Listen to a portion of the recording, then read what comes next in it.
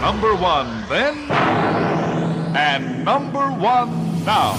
You're listening to Heffron and Reep. Heffron and Reep. Rated number one podcast by the World Podcasting Federation and the Podcast Ranking Association. No, for reals. It says it right here.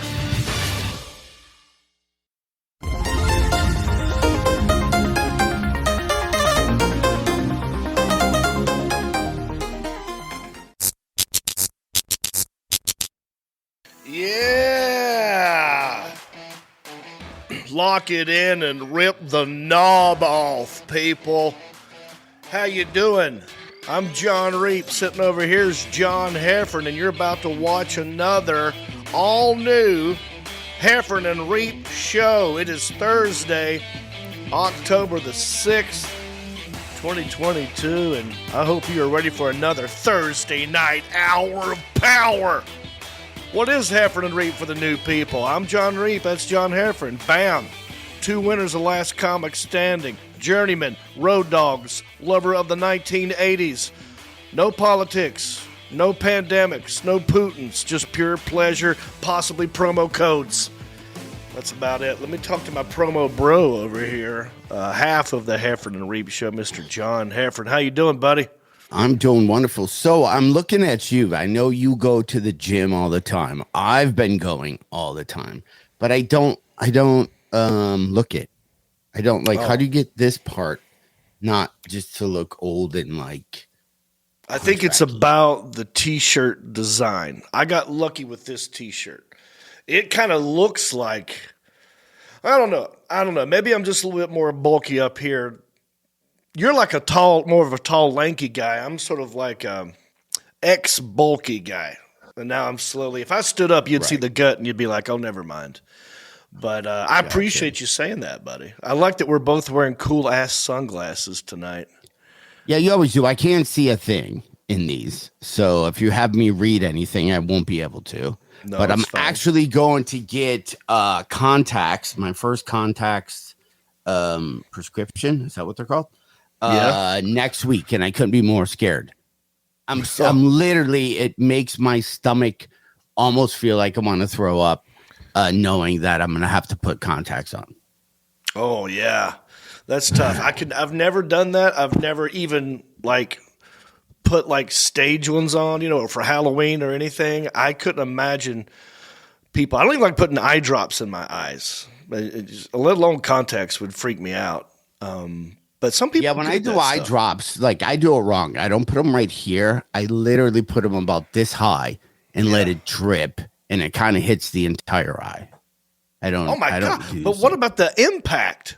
That sounds like you're letting gravity work harder. It hurts. But then my wife's, I was like, just get contacts. It'll be easier for you on stage and yada yada. And then the next day, I got to hear from her. I lost my contact. It's somewhere in my eye. I think it's in the back of my brain stem. I think it's like roll. I'm like, I'm not having that happen to me. Yeah. I'm not having that happen. I will. Have you ever had when you go to the eye doctor, do they do have you had they're checking for I guess glaucoma or that scary air thing. Like a stigmata or something. Not stigmata. Mm-hmm. Yeah. I have a little bit of astigmatism. Stigmatism. Yeah, stigmata is something totally different. What is a stigmata? I think that stigmata is. I think it's when someone makes a cut on their body that has to do with religion or something. I don't know, dude. I'm gonna say Stigmata is a band, and they play really folky, drum heavy music. Stigmata. How do you spell that? Stigmata. Hang on, I'm gonna Google this. Stigmata is a Christian mysticism, bloody marks or scars or pains corresponding to those crucified. Oh yeah, so I was right. It's like when they beat themselves. Or they just marked themselves. Now I'm gonna type in band to see if, because if there's not, we got to get that. We're going to start that band. Oh, yeah. It's a band from Russia. It's a Russian metalcore band based in St. Petersburg that formed in 2000. Oh, boy. Yeah. So there we go. Hey, Heffron and Reep, you'll learn stuff. Okay. We're also informational and educational. Can I do some tour dates real fast, John Heffron? Sure. I know you were just in Appleton, Wisconsin. I just did a corporate gig in Roanoke, Virginia. We'll talk about that in a minute. But next up for me, tomorrow night, I will be in Durham, North Carolina with Brent Blakeney. We're doing a show together at the Mystic Farm and Distillery. It's really just for Brent. I'm going to do some comedy. We want to record Brent for Brent. He's a good friend, and he asked us to do it. And so I'm going to come. Alan's going to come. We're going to shoot it. It's for like his YouTube channel. And so, and then October 29th, we were talking about doing a Halloween movie night. That's not going to happen anymore. Details later. April 15th, prom night. But that's a long way away. I really don't have much till then, John Hereford. What about you? What's going on? I am next weekend in Spokane at Spokane Comedy Club in Washington. Nice. So that's October, right? And then there might be something there. And then I'm in November. I'm at the Comedy Castle, which sells out all the time. And then Denver Comedy Works. You can get all those dates if you just go to heffronandreed.com. If you haven't, though, do this. Go to my YouTube page. Go to YouTube/comedian John Heffron. I put out an album or a special, I guess you would call it, this week. I happen to have footage. I happen to have an hour footage of one of my last albums. And since all my albums are now off of Spotify in every place that you would hear them, I decided why not just put it up as is, as a full hour, as a kind of a law special. It's shot in a club. It doesn't have a big jib. We're not in a big arena. But I have noticed I don't read comments ever on YouTube stuff because they're literally always like, we hope you die soon. Right? You're horrible. The comments have been really, really good. Good. Because I'm really proud of it. It's a good special. I don't think anybody will see it. I think like 30,000 people saw it over the weekend. One of the TikTok videos got up to almost 1 million, though. What? So, yeah. Have it like recently? Yeah. One of your TikTok videos almost got to 1 million? One of them did, yeah, from that special. I don't even know how that. I didn't even know I had a TikTok page. No, come on. Who's doing it? Some guy. I have a guy doing it. Okay. Yeah, I don't even look. That is amazing. Yeah, TikTok to me is a little bit creepy. Like every time I look at it, it's some underage girl, and then some comic. You know what I mean? Like I think I'll pass on it, to be honest with you. Well, yeah, it kind of speaks more to what it is you're watching because the algorithm adapts itself to what it is you watch longer than other videos.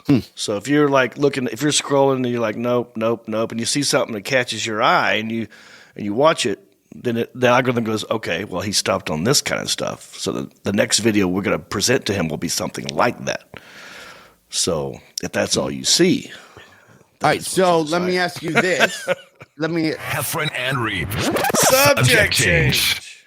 So in 2 weeks, I believe, or 3 weeks, doesn't really matter. I'm going to Nashville for a family event. And my stepson, I don't call them stepkids because they're all adults. Yeah. You know what I mean? So it's kind of like the adult son of my wife. Yeah. I just think there should be a different name for that. You know?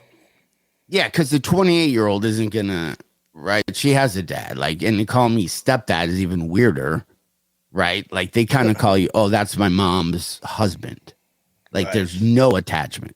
There's no, right? It must be hard if you have, what do you call them? Especially if you have a parent that's maybe married 4 times. Right. And now you're just, oh, this is my mom's husband number 4. Right.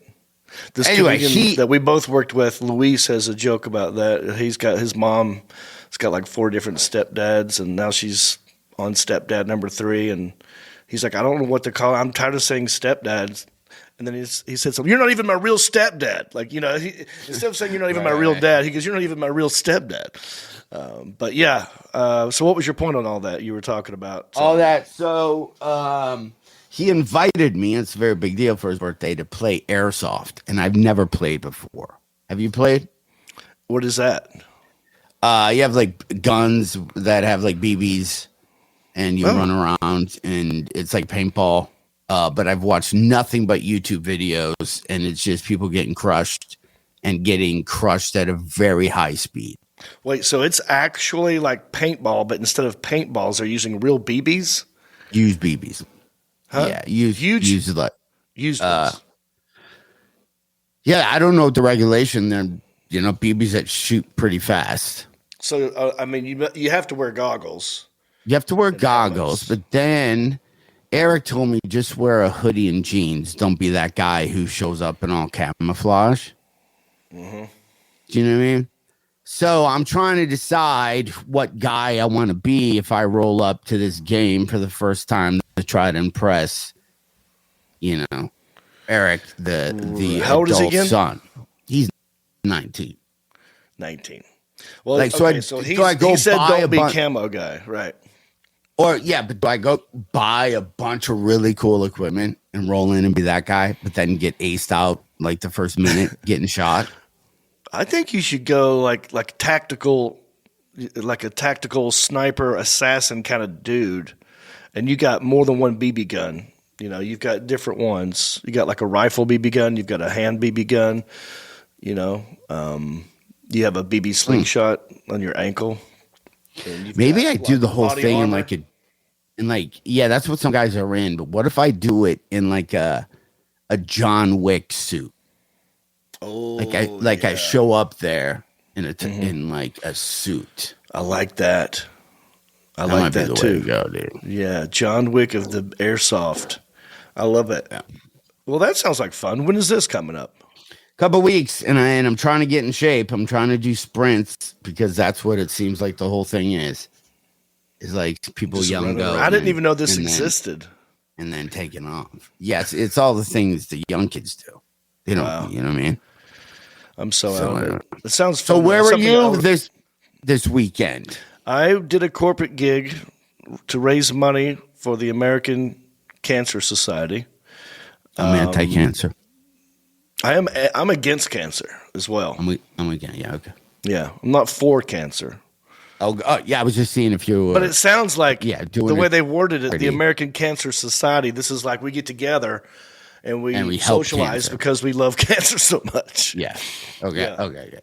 But this was the Cattle Baron, Roanoke, Virginia Cattle Barons Ball is a bunch of rich people who own businesses in Roanoke and get together, and they all dress up like cowboys, and they put on this ball. They had a lady swinging from a trapeze. They had music. They had people. It was inside of an equestrian center, like a huge. It looked like an airport hangar, but just for horses. It was that big. It was a dirt floor. It was just dirt, and there was a stage, though. But they had all these little things set up. They had people dressed, painted in gold like cowboys that were like statues that would dance around and lasso. And Right. it was a weird gig. I only had to do 20 minutes. I drove 3 hours to get there, did 20 minutes, and then came home the next day. And got paid pretty good. And I threw your hat in the ring because I felt like this would be a gig that you could do as well. But they've never done comedy before. It's one of those events where they're like, "Listen, you're the first comedian we had." I'm like, okay, well, let me tell you what we need here. Let me tell you what it needed, because this is not gonna. The band has already set up all their stage, all their equipment, all their microphones are up there. And so I go up there, and at some point I had to take the mic out and put my mic in. And then do a thing, and you could tell people like, what do we, 'cause the band don't like it when you touch their stuff. But it was good. It was random. It was fun, and I don't have another one till tomorrow in Durham. But how was your Appleton, Wisconsin? That's what I want to know, because I haven't been to the Skyline Comedy Club in a long time. It felt good. It felt like you're at like a real club. They didn't serve food. They had bagel bites or some type of pretzel bites. Mm-hmm. And clubs, we talked about this. Clubs that don't serve food are better clubs than serve food because there's not as much, distraction. Yeah. My first shows were jammed. That felt good. I would like, if anybody's listening to me, I know none of my managers are listening to this podcast. I know none of my agents listen to my podcast. I know my wife probably doesn't listen to this podcast. I know my business manager probably doesn't listen to this. So it frees you up to say anything you want. But I really want to say this. I have nothing to say to a 10:30 show. Nothing. Yeah. I, in no way, shape, and form, do I think like them? Do I want to be them? Do I relate to them? So I will say it again. We need to start doing a 4 and a 7 and call it a day. Right. Yep. And it would have been the most perfect shows. Because all the other shows were awesome. It is just those late night ones. We're like, why? We're doing a 10:30 show? Yeah, 10:30 starting at 10:45. Doesn't it? Like, I remember when I moved to Chicago or even LA, I don't even think I started calling around friends until 11. Yeah, just right. to see where you guys were, where people were going. Yeah, you wouldn't even worry about what you're going to do that night until about 9:30. Yeah. Like, what am I doing tonight? I don't know. It's only 7. I haven't figured it out yet. Yeah. Well, so I just think there's a group of comics. I've always said the joke, but I think there's a group of comics that fall in that perfect 40 to 50 to 60-year-old. You can't forget about those people. Yeah. A lot of comedy clubs are by just booking the Instagram, YouTube people. Yep. Who suck, and they're going to get people's money once, and then they're never coming back to that club.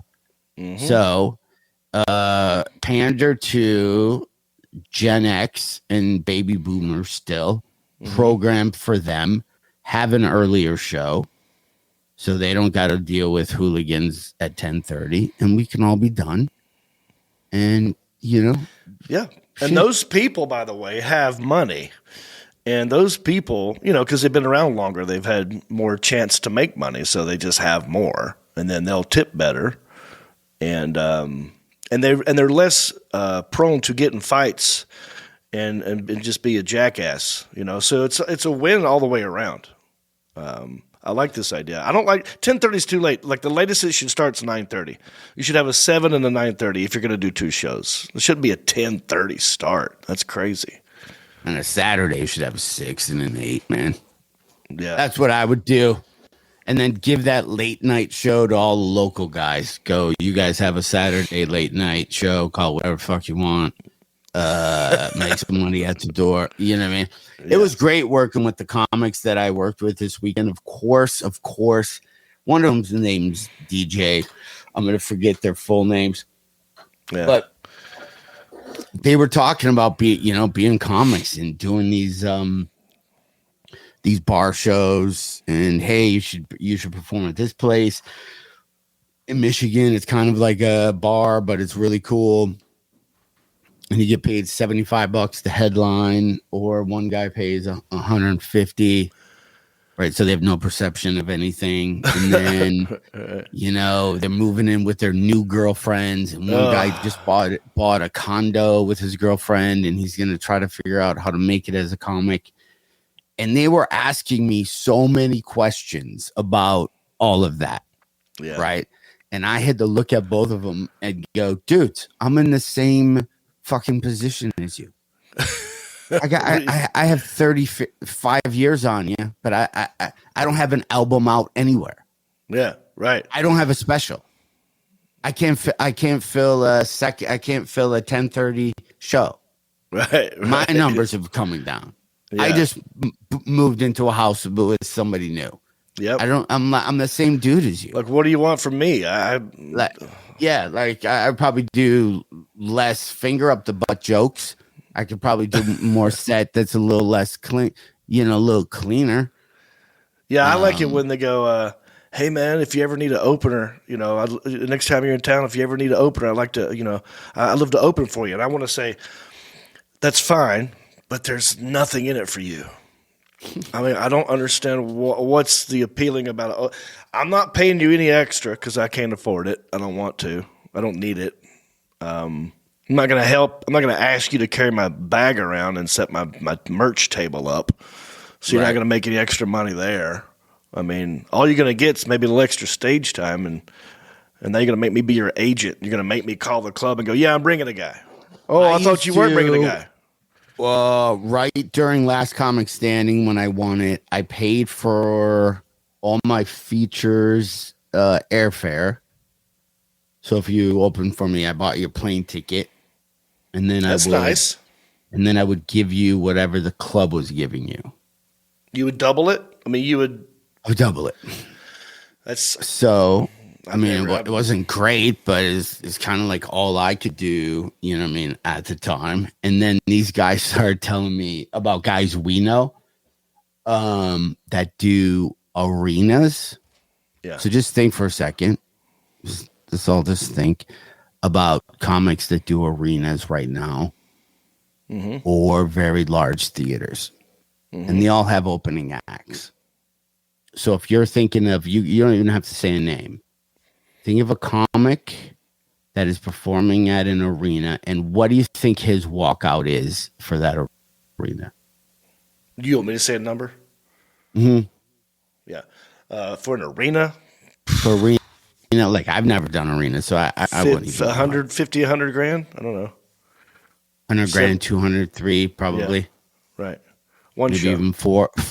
Like, yeah, arena. One show, like maybe even 400,000. We could, be novice. So let's say the guy's making $300,000 for an arena show, which I think is way too less. Like I know somebody who was trying to get Rogan, and he told me the price, so our money's way off.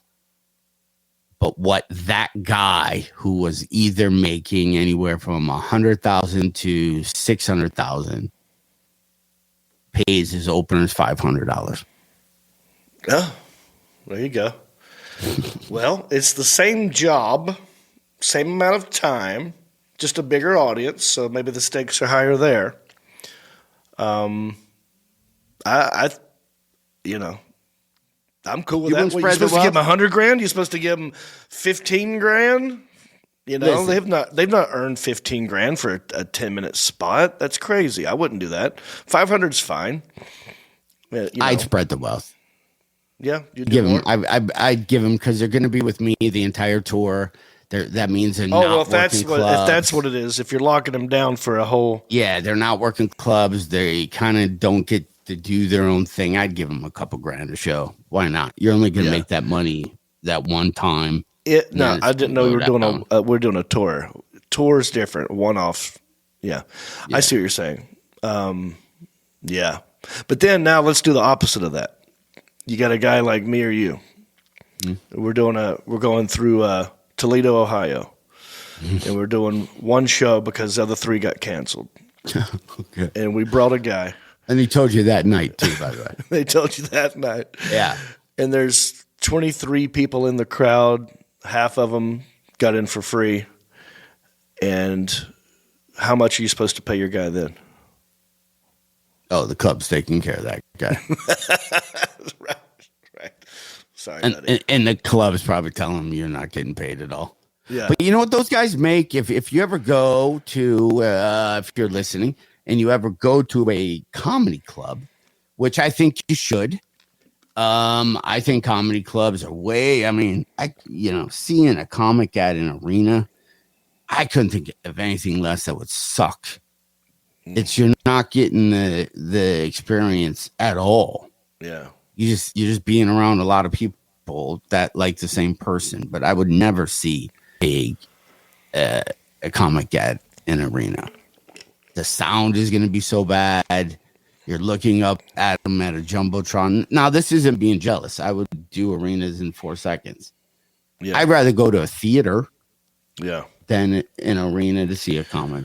Yeah, it's too much. I mean, comedy is a delicate, intimate thing.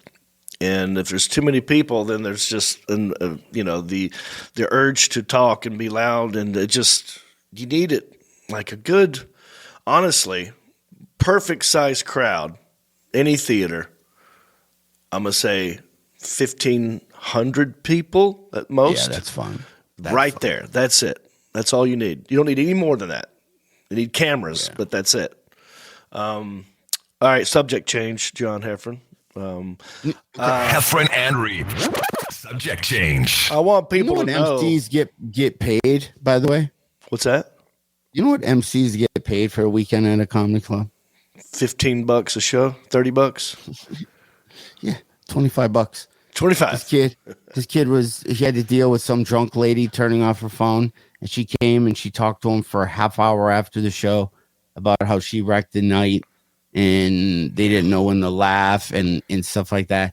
And I was just in the green room and I walked out to him and went, you don't even make enough money to this lady for 15 minutes.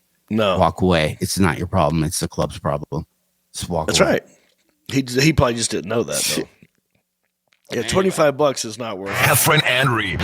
Subject change. I want people to know we are reading your comments. And so I'm going to read some from last week. Shane Flint, he said, I agree with naming the tour sounds as good as the World Podcasting Federation.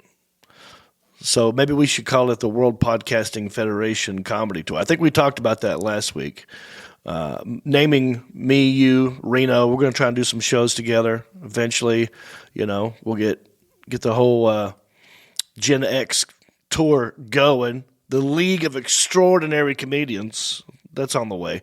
Thank you for the comment, Shane Flint. Martin Hall, he said, wait, someone stole from Vanilla Ice the song he stole from Queen and Bowie? Yeah, we were talking last week about how Suge Knight grabbed Vanilla Ice and basically stole something from him, and yet he's pointing out, didn't Vanilla steal it from Queen and Bowie? Yes and no. If you ever hear Vanilla Ice's thoughts on that, I think I saw a VH1 thing where he says, no, the Queen song was dun dun dun dun dun dun dun. Mine was dun dun dun dun dun dun that. So that was his loophole. But I don't think that held up in court. Lisa M. Garcia, she says, hey, I just got here. Did John have cataract surgery? Me, Jon. No, I did not. I have, I've been noticing a lot of people wear these glasses again. Like, this is coming back. This style right here. Now, it looks like ski goggles to me. But my friend Rick Boscarino gave me these a long time ago, and I thought they were so outrageously stupid I would never wear them. They're Ferraris. Little Ferrari here. I think you got them. And but now I'm noticing a lot of people. It looks like something you would wear after an eye surgery. Totally. It is very dark. But no, I'm fine. No stigmatas, no cataracts, no glaucoma. I think I have 20/20. No, I don't. Actually, I have to use reading glasses now from time to time. I don't like that. And I will notice over time, because I look at my computer screen a lot. When I look away from it, everything's blurry, and I have to do that for a minute to get it back. But I'm good. One more, Crystal Wheeler. She said, hey, Ferret is getting his meds now. Now, what she's talking about there, John, I did a show in D.C. at the Comedy Loft, and a lady's phone went off on the front row, and it was an alarm. Not a cell phone ring. It was, you could tell that she had set her alarm to go off at this time. Right. And when that happens, it's not the first time it's happened, but do you have a go-to sort of thing that you do based on different cell phone rings? Noises? Rings, if it's an alarm, is it an alert? Is it a text? Is it a ring? Do you have different things that you go to? Yeah. No, I just kind of let it go with whatever happens. Yeah. Or I try this move. I act like I don't hear it, so I don't have to engage and be a call. Yeah, it depends on when it goes off for me. If it's in the middle of two jokes, then I can deal with it. But if I'm in the middle of one, I'm like, well, let me just finish it. But yes, this lady's phone went off. It was an alarm, and I've been noticing the alarms going off more and more. And I think it's, birth control pills. Girls will set their alarm for birth, that. And then you have my mom sets her alarm for she has glaucoma drops that she has to take. So hers goes off all the time. And I asked this lady, I said, okay, your alarm went off. It's got to be something important. You set the alarm to go off at this time. What is it? I don't want you to skip, if it's an emergency thing, let's go ahead and deal with it. What is it? And she goes, oh no, I have to feed my ferret. I'm like, oh, you left your ferret at home to come here? How many? And I said, how many animals? Because you don't just have a ferret. Right? No. Yeah, you got a lot. You have iguana. you got a turtle in there. There's a cat with one eye. Right. So as soon as I heard ferret, my brain was like, all right, I went off on the smell. I went off on how they just hide all the time. And I said, how many animals do you own? And she said, I have 2 cats, 2 dogs, and 2 ferrets, and a parrot.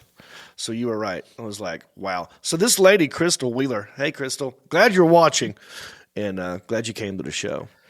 I remember I went on a date with a girl back in the 80s. It's almost like not first datey, but like first time venturing out to pick up a girl for the first time that you didn't go to high school with, all that many, many, many moons ago.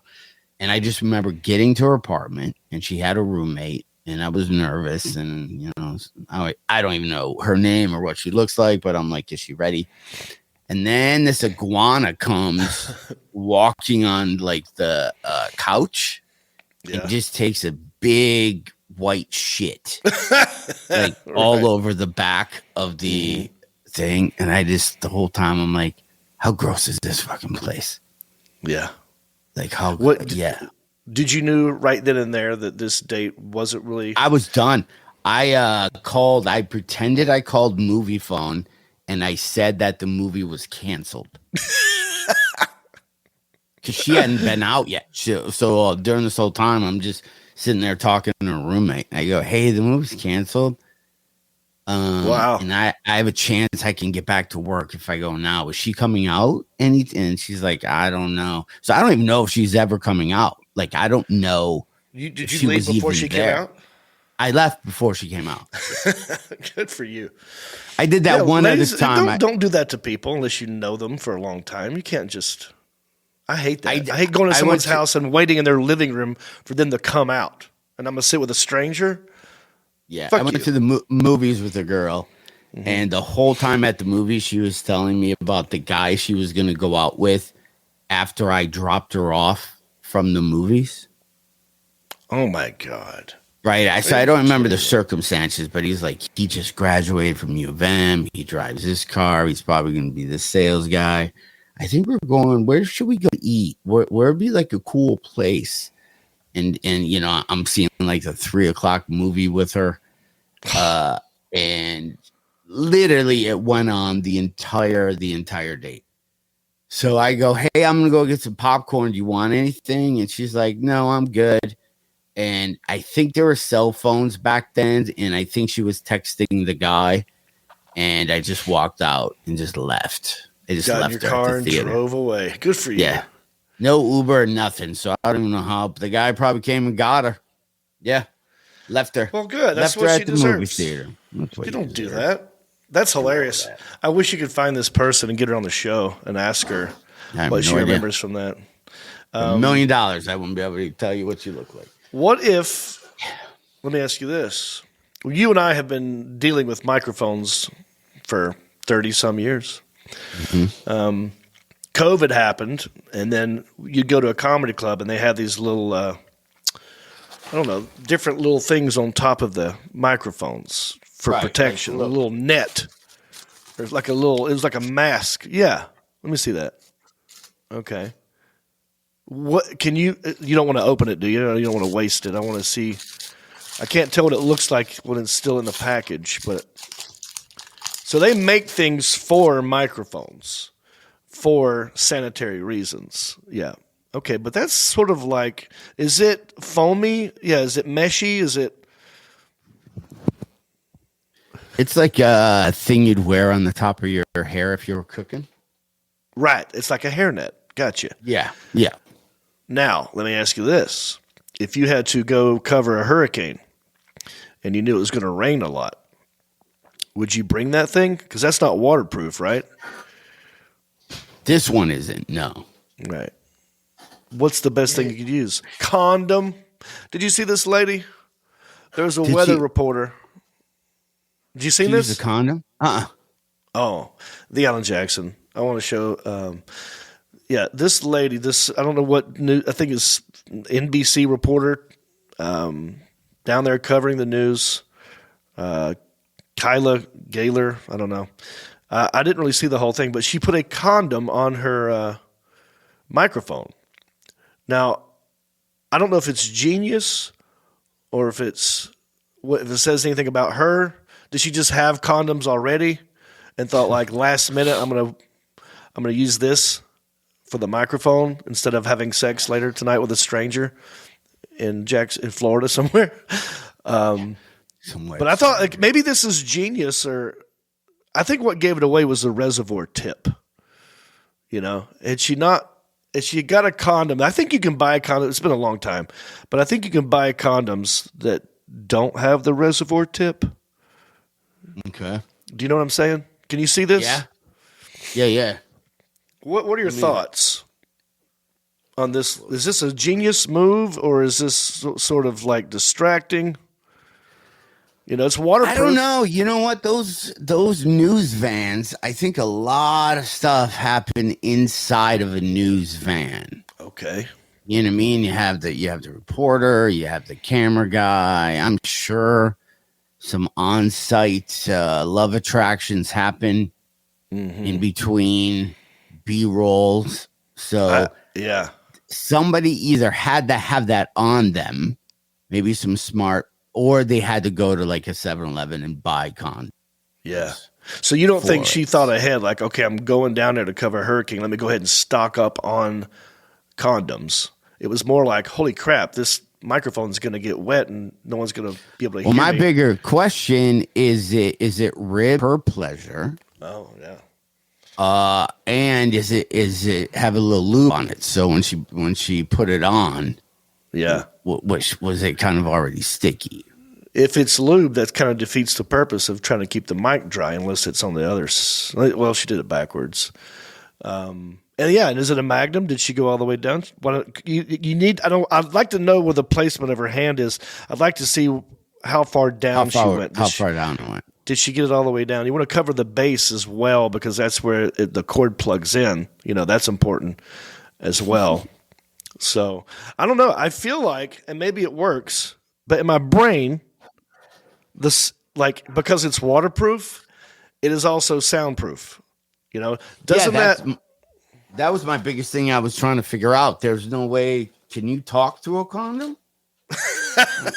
You know what I mean? Like, I guess that's the name of this episode. Can you talk through a condom? Can you talk through a condom? Yeah. I thought I don't even know what I was looking for right there. Do you have condoms there? Are you going to try it? Yeah, that would have been funny if I would have had microphone condoms. That just, yeah. Yeah, so maybe it looks like it works. It looks like a very big condom. Hey, Theo Jackson, can you scroll down a little bit? I think there's a close up of it too. If you scroll down some, there's another picture on this website where it looks like. Yeah, here we go. Boom. Oh, see, now she's secured the bottom with rubber bands. She's got a nice soft grip on it. I like that. She's not squeezing it too hard at the base. But yeah, the reservoir tip is what gave it away. Had she bought a condom that didn't have the reservoir tip, most people would have thought, well, maybe it's some sort of balloon. And yeah, by the way, why didn't you get a balloon? Wouldn't a balloon work? Yeah. Maybe it says a lot about her. Unless you're not taking a lot of zinc, that reservoir tip's not really going to. I see some overflow happening. Yeah. You know what I mean? I want to try this at a comedy club on stage. work it into the act somehow. Like maybe you follow a comedian that's really nasty and then you go up there and you just like, I just feel gross, you guys. I'm just going to protect myself and then put the condom on the microphone. Could be a good diss. I want to do this too, John. You know how it's all about dropping the mic now? Like if you make a point, mic drop. And I believe Chris Rock was the first one to do it, right? I mean, didn't that come from him? Yeah. Yeah. So what I want to develop on my next special, but I need someone to invent this. I need the yo-yo technology to work for the microphone. So what I'm saying is, the fake yo-yos for people who couldn't actually do a good yo-yo, where they had the fake one? They were called the yo balls. Yes. Okay, so I need that technology somehow hooked up into a microphone. And I put the string ring on my finger. The whole time I'm doing comedy, you never notice that this might be a yo-yo, right? And I've got it attached to my finger. And at the end of the night, I'm like, I'm Jon Reep, I'm out of here. And I throw the mic, and it comes right back up. Like a psych. Dude, you should do that. No, that could be easily made, I think. It's just the yo-ball technology. Yo-ball technology. Buy the yo-ball, break it down, and put it in a mic. It's easy. Look, someone watching this right now, leave it in the comment section. If you want to make this, I'll give you full credit for it, okay? Hit us up in the comments section. And, go to Heffron and Reep from time to time. We have a Patreon support page, and, we could use your help. Brenda Sachs, Steve Dean, Joey Ellis, Shane Flint, Bob Haynes, Rink Safford III. Those are some of our Patreon supporters. You could be one, and you get a shout-out, too. You want to go over one quick one real quick? I know we should wrap this up because we're almost at 45. We're trying to keep these shows at 45 these days. Short and sweet. Power. Quick. Efficiency. Brevity is the soul of wit, and that is what we're trying to do. Right, John? That's exactly it. So after this short podcast, make sure you go to YouTube/comedian Jon Heffron and watch special. Yes. People like it. I won't can't wait even to mention the new children's book that came out this week. I'm not even going to mention it this week. I'm You're waiting not until allowed next to. week. I'm not going to mention the fact that I might have more endeavors with barbecue sauce. There's already a hot sauce, but now I'm in talks with another barbecue sauce person. That's the way you got to get your side Could be a hustle. big deal. You know how, Gotta get your side John, hustle. you know how Jimmy Dean, when I say Jimmy Dean, what do you think of? The sausage guy, the Right. restaurant place. Do you know what he did before that? I know he was a country singer. Yeah. But you know what just came to your mind? Sausage, not country music. Right. One of these days when you hear Jon Reep, you're going to think, oh, the barbecue sauce guy. Oh, yeah. Not the comedian. I like it.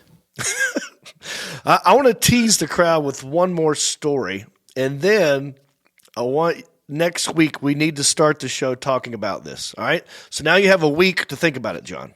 Okay. And we're doing a cruise, by the way. Don't forget, November 2023, the Sea Amigos cruise. It's me, John Heffron, my buddy Reno Collier, and we're all doing stand-up comedy, karaoke, podcasting, meeting and greeting. We're going to Royal Caribbean's biggest ship. It's next year, November 7 through 11, I believe, something like that. But get on, book a cabin. This story happened on a cruise ship. A white comedian fired after he allegedly used the N-word performing on a Carnival cruise, and it got exposed on social media. So, John, you have 1 week to come up with some thoughts for this story. I will make a promise to you guys right now. I will not be using the N-word on my cruise or ever on stage. I like to keep working, please, and it's hateful. John Heffron, can you make this vow with me that you will not be using the N-word on the Sea Amigos cruise?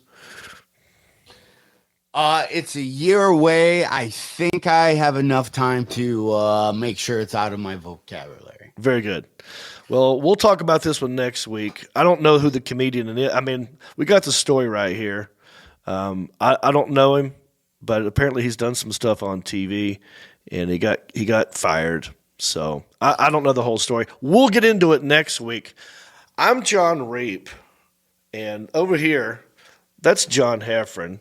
You have been watching the Heffron and Reep Show, and we would love it if you would share this, rate us, give us an Apple Podcast review. We need new ones.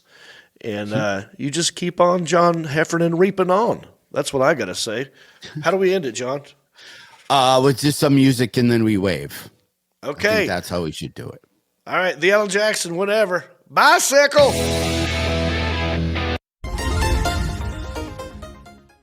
Since you love the Heffron and Reep Show, please go to iTunes and let the